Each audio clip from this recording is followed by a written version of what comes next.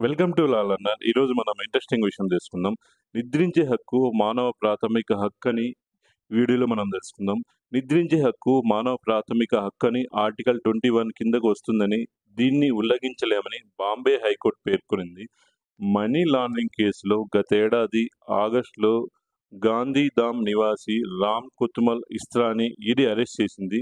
తన అరెస్ట్‌ను సవాల్ చేస్తూ దాఖలు చేసిన పిటిషన్ విచారణలో భాగంగా హైకోర్టు ఈ వ్యాఖ్యలు చేసింది. ఈ నేపథ్యంలో ఎన్ఫోర్స్ డైరెక్టరేట్ అనుసరించిన తీరుపై కోర్టు అసహనం వ్యక్తం చేసింది. తాను విచారణకు పూర్తిగా సహకరించానని, పిలిచినప్పుడల్లా హాజరైనా కూడా అరెస్టు చేశారని, అది చట్ట విరుద్ధమంటూ పిటిషన్‌లో పేర్కొన్నారు. 2023 ఆగస్టు 7న ఈడీ అధికారులకు తనను రాత్రంతా విచారించి మర్నాడు అదుపులో తీసుకున్నారని తెలిపారు.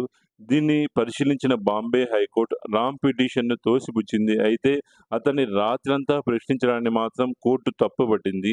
మరోవైపు నిందితుడు అంగీకారంతోనే తెల్లవారుజామున 3 గంటల వరకు వేగంగా విచారణ జరిపామని ఈడీ తరపు న్యాయవాది వాదించడంపై కోర్టు అసంతృప్తి వ్యక్తం చేసింది.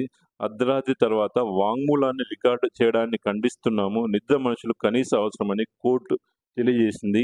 ఓకే. ఇటువంటి